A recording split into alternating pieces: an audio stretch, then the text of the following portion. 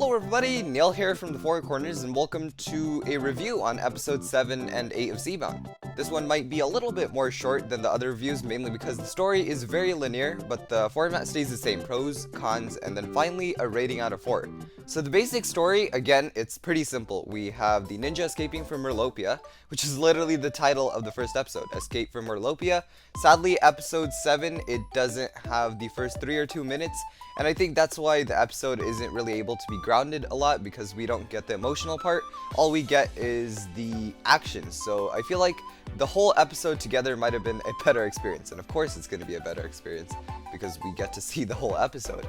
And then episode 8 is pretty straightforward as well. It's the tale of Benthomar, just like the episode title. This one is a pretty sad episode, and it takes us through the story of how Benthomar is adopted, and he's just trying to win Kalmar as his brother, and Kalmar just never gets to call Benthomar his brother, and he never really loves him. And then Kalmar uses Benthomar in order to go ahead and get to the Temple of Wajira, which is the main story.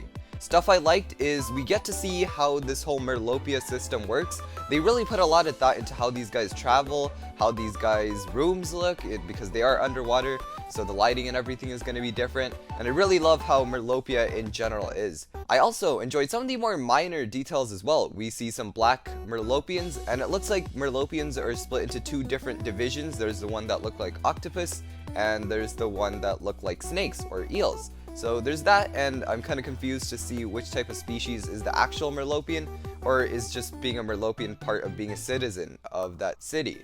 We also see Kalmar being very reckless as a king, and he's destroying a lot of the rock foundations as well as the buildings in Merlopia, showing that he really shouldn't be the king there, and it really shows through his character.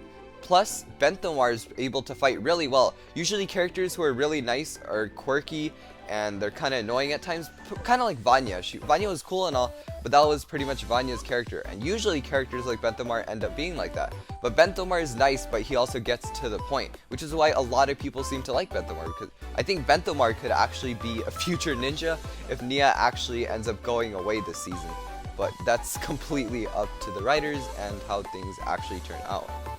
Now for the cons, episode 7 doesn't really have much ground to it. It's just a bunch of action after action and no real moments. Maybe the first 2 minutes had a moment where the ninja meet Benthomar, and maybe that's what we're missing. But out of what we saw, it's just action after action. I really like it. I like how the Hydramech rode the Hydro Bounty. That was all pretty epic, but it would be nice to get some solid stuff.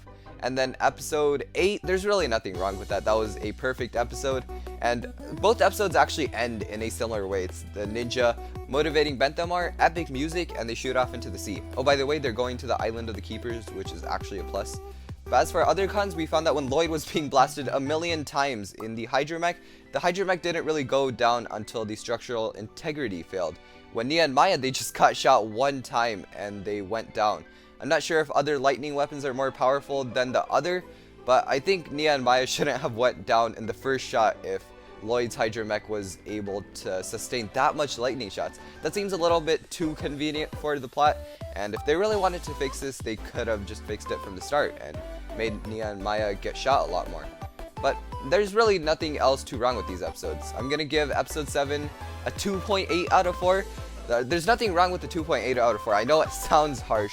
There was really not much to it. Maybe that might change when I see the whole episode. And as for the tale of Benthomar, we have 4 out of 4 because there's nothing wrong with that. That's a perfect episode. So it's going to be a overall of 3 out of 4. Thank you for watching a episode review on season 15. And as usual, I'll see you in the next one. Bye-bye.